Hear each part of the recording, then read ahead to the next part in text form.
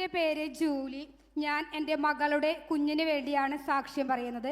ഞാനിവിടെ മധ്യസ്ഥ ഗ്രൂപ്പിൽ 8 വർഷമായിട്ട് പ്രാർത്ഥനയ്ക്ക് വരുന്നതാണ്. അപ്പോൾ എല്ലാ ബുധനാഴ്ചയും വെള്ളിയാഴ്ചകളും ഞാൻ അവിടെ പ്രാർത്ഥനയ്ക്ക് വരും. ഒരു വെള്ളിയാഴ്ച ഞാൻ അവിടെ പ്രാർത്ഥനയ്ക്ക് വരുന്ന ദിവസമാണ് മരുമകൻ വന്ന് വിളിച്ചിട്ട് പറഞ്ഞത് മകൾ പ്രഗ്നൻ്റ് ആണെന്ന്.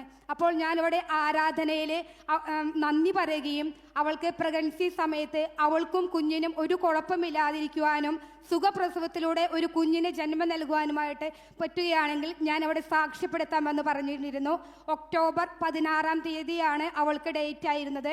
അതിൻ്റെ 2 ദിവസം മുതൽ ഹോസ്പിറ്റൽ അഡ്മിറ്റ് ആവുകയും ഒക്ടോബർ 16-ാം തീയതി 8 മണിക്ക് അവളെ ലേബർ റൂം, അതിന് മുൻപായിട്ട് ഞങ്ങളിവിടെ ഡെലിവറിക്ക് പോകുന്നതിന് മുൻപായിട്ട് ഞങ്ങളിവിടെ വന്ന് പട്ടത്തച്ഛനെ കാണുകയും പട്ടത്തച്ഛൻ അവൾക്കൊരു മിഠായി തരുകയും ദിവ്യവൈദ്യനും ഔഷധമായ യേശുവെ അവൾ വന്ന് നിറയണമെന്ന് പ്രാർത്ഥിക്കാൻ പറയുകയും ചെയ്തിരുന്നു.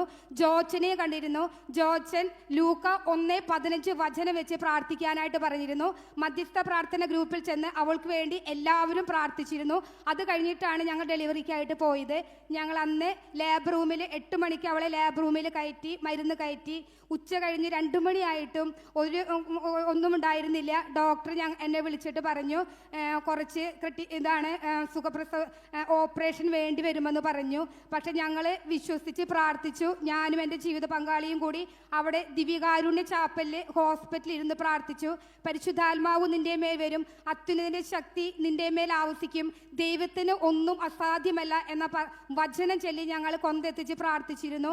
അതിൻ്റെ ഫലമായി 4 മണിക്ക് സുഖപ്രസവത്തിലൂടെ ആരോഗ്യമുള്ള ഒരു കുഞ്ഞിന് ജന്മം നൽകി.